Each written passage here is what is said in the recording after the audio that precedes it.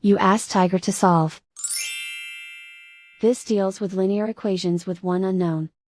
The final result is x equals 57/7. Let's solve it step by step. Simplify the expression.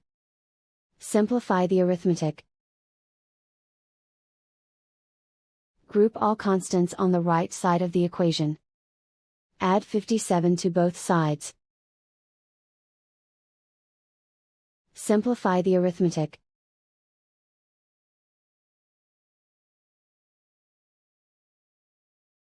Isolate the x. Divide both sides by 7. Simplify the fraction. And so the final result is x equals 57/7.